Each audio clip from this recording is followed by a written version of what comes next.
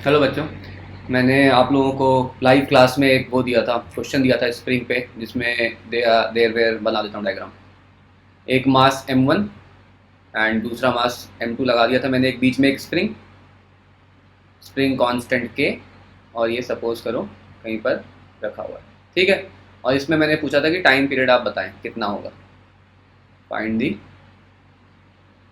Time period. याद होगा आप लोगों को, जितने लोगों ने लाइव क्लासेस अटेंड करी उनको याद होगा कि ऐसा क्वेश्चन मैंने दिया था, कहा था आप लोग ट्राई करना, नहीं होगा तो मैं बताऊंगा। और again this is a difficult concept, तो मैं आप लोगों को अभी रिकॉर्ड करके दे देता हूँ, आप देख लेना। तो पहले तो मैं इसका फॉर्मूला आप लोगों को डिराइव कर देता हूँ कि कैसे आता है, फिर आप लोगों को काम करना है कि वो फॉर्मूला याद रखना है, और वो फॉर्मूला तभी काम आएगा जब सिचुएशन बिल्कुल ऐसा रहे, ठीक है। तो दो मासेस m1 m2 है, मान लो स्प्रिंग नेचुरल लेंथ पे है, तो सबसे पहला काम करेंगे, इसको हम लोग क्या करेंगे, थोड़ा सा डिस्प्लेस करेंगे। नीचे बना देता हूँ, तो मान लो इसको x2 से डिस्प्लेस कर दिया और इस वाले मास को पीछे x1 से डिस्प्लेस किया। यही स्टेप होता था कि इक्विलिब्रियम बना लो, उसके बाद इक्विलिब्रियम से थोड़ा सा शिफ्ट कर दो, तो ये x2 से शिफ्ट हो गया, इधर वाला x1 से शिफ्ट हो गया। तो जो स्प्रिंग है इसमें टोटल एक्सटेंशन हो जाएगा x1 प्लस x2। आपने इसको x2 से शिफ्ट कर दिया, इसको x1 से, तो टोटल एक्सटेंशन स्प्रिंग में कितना हो गया, x1 प्लस x2। अब आ जाते हैं फ्री बॉडी डायग्राम में। अब अगर आप m1 को देखो तो डिस्प्लेस तो x1 से किया है, लेकिन इस पर स्प्रिंग का फोर्स कितना लगेगा, k times x1 plus x2।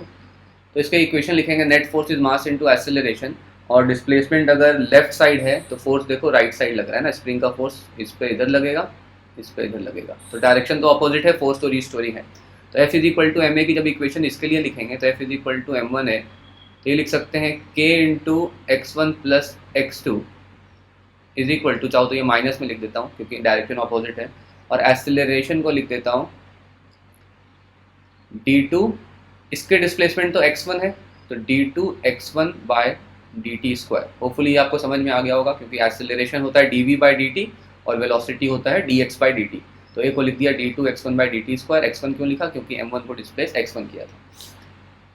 Similarly अगर आप m2 को देखो तो m2 पे स्प्रिंग फोर्स इस तरफ लगा रहा है कितना, k times x1 plus x2। Spring तो सेम फोर्स लगाएगा दोनों पे, क्योंकि स्प्रिंग में टोटल एक्सटेंशन मैटर करता है, और ये हम लोग डिस्प्लेस किधर किए थे हम लोगों ने, आगे। तो ये भी रिस्टोरिंग फोर्स तो है ही, तो इसके लिए भी जब force is equal to m2a का लगाएंगे इक्वेशन, तो आएगा, ये भी माइनस में लिख देता हूँ, k into X one plus X two is equal to m2, और a2 को लिख सकते हैं d2 x2 bye D T square, ठीक है। सिमिलरली यहाँ का एक्सेलरेशन जो a2 था, यहाँ का a1 कर देता हूँ, तो a2 is equal to d2 x2 by D T square. तो यहाँ तक होपफुली कोई दिक्कत नहीं है।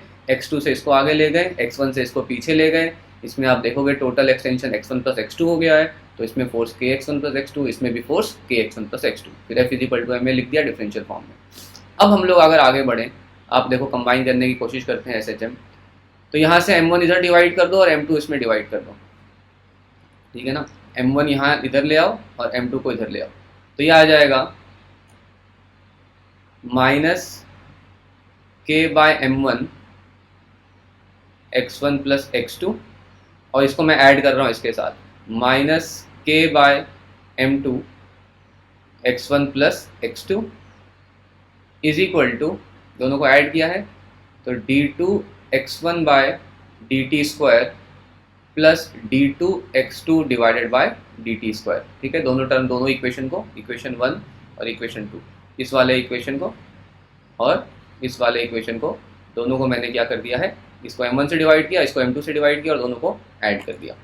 अब ऐड करने के बाद हो गया, कॉमन ले लो जो लेना है, तो ये हो जाएगा माइनस के, अगर मैंने कॉमन ले लिया तो यहाँ आ जाएगा 1 by m1 plus 1 by m2 into x1 plus x2 is equal to d2, यहाँ पे भी ले सकते हैं हम लोग ऐसे, x1 plus x2 divide by D T square, क्योंकि कर रहे हैं दो बार डिफ्रेंशिएट, तो x1 प्लस x2 को भी करोगे तो इसको ब्रेक करोगे तो यही आएगा, d2 x1 by D T square plus d2 x2 by D T square, तो कंबाइन कर लिया। अब x1 प्लस x2 को टोटल डिस्प्लेसमेंट मान सकते हैं, ये जो x1 प्लस x2 है और यहाँ x1 प्लस x2 है, इसको हम लोग क्या मान सकते हैं कि this is the displacement x, तो स्प्रिंग में एक्सटेंशन मान लो x से। तो अगर SHM से कंपेयर करें तो ये हो जाएगा माइनस के into 1 by m1 plus 1 by m2 into x is equal to आपका हो गया ये d2 x by D T square. इसको नॉर्मल इक्वेशन से कंपेयर कर लो। Basically a is equal to minus omega square x होता था, इसका मतलब ओमेगा स्क्वायर की वैल्यू ये आ गई जो आपकी है। जनरली k बाय m होता था, इसमें इस टाइप का टर्म आ रहा है, तो omega square is equal to k by m के बदले k into 1 by m1 plus 1 by m2। चाहो तो इसको आप ऐसे भी याद कर सकते हो, k ऊपर आ जाएगा m1 प्लस m2 और नीचे आ जाएगा m1 m2। क्लियर है चीज़? ओमेगा आ गया तो time period is 2 pi by omega, मतलब 2 pi under root m1 m2 divided by m1 plus m2 into K. तो ये जो फॉर्मूला आया ये आप याद रखो, ठीक है? ये फॉर्मूला आपको याद रखना है। कनेक्टेड ब्लॉक में टाइम पीरियड का फॉर्मूला ये होता है। डायग्राम भी बना देता हूँ। Connected block is something like this. एक ब्लॉक, अगर दो ब्लॉक ऐसे कनेक्टेड हैं, ये दोनों अपना ऑसिलेट कर रहे हैं, स्प्रिंग कांस्टेंट k है, mass is m1 and m2, तो time period is 2 pi under root m1 m2 by m1 plus m2k।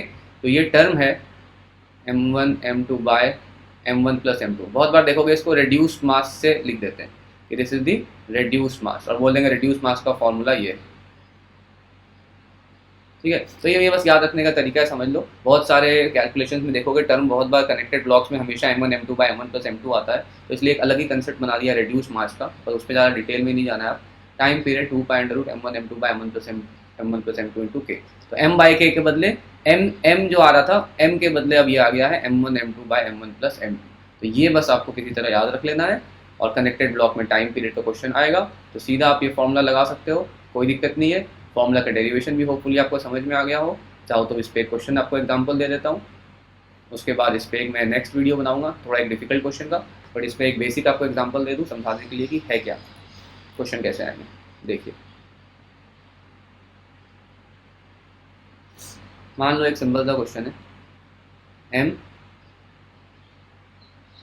k और एक और स्प्रिंग लगा देता हूँ 2k और m।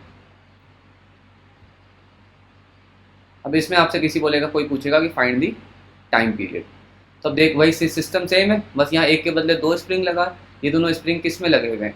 ये दोनों स्प्रिंग आपको दिख रहे हैं सीरीज में है, तो सीरीज में k इक्विवेलेंट पहले निकाल लो कि दो स्प्रिंग का इक्विवेलेंट क्या होगा, तो k into 2k divided by k plus 2k, तो ये हो गया आपका 2k बाई 3।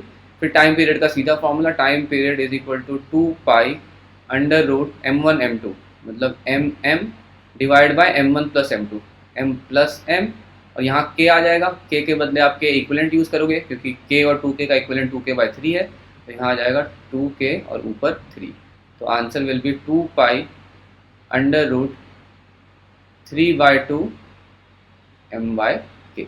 तो दिस इज योर आंसर। इस टाइप के क्वेश्चन कर लेना। ध्यान रखना स्प्रिंग इन दोनों के बीच में लगी होनी चाहिए, ऐसा नहीं है कि हर सिचुएशन में यही लगाने लग गए।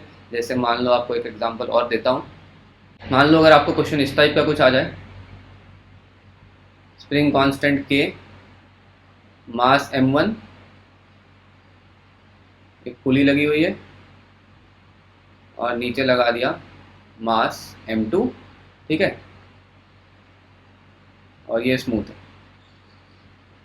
अब इस केस में टाइम पीरियड अगर आपसे पूछ ले कि टाइम पीरियड क्या होगा, तो अब ये कनेक्टेड ब्लॉक्स तो हैं लेकिन बीच में स्प्रिंग नहीं है, स्प्रिंग तो अलग से यहाँ लगा हुआ है। इसको आगे ले जाएंगे स्प्रिंग एक्सटेंड होगा, ये उतने से ही नीचे जाएगा, तो ये बेसिकली एक ही तरीके से काम कर रहा है। और आपको सिखाया कि ग्रेविटी इन केसेस में रिस्टोरिंग होता नहीं है, तो इस केस में तो आप सीधा आंसर जो स्टैंडर्ड है वही लिख सकते हो ना, 2 pi under root m by k होता था, m के बदले आप क्या लिख दोगे m1 plus m2 divided by k। तो ये अपना स्टैंडर्ड क्वेश्चन है, ये वो वाला नहीं जो भी डिस्कस किया था। ध्यान रखना कि कभी इस टाइप का सिचुएशन आए तो उस वाले मेथड से कंफ्यूज मत हो जाना। इसी तरह सिंपल सिचुएशन, बेसिकली ग्रेविटी अगर भूल जाओ तो ये ऐसा है, एक k लगा हुआ है और यहाँ पर m1 और m2 इस टाइप का है, बस ग्रेविटी उसे टाइट रख रहा है और कुछ नहीं, ठीक है।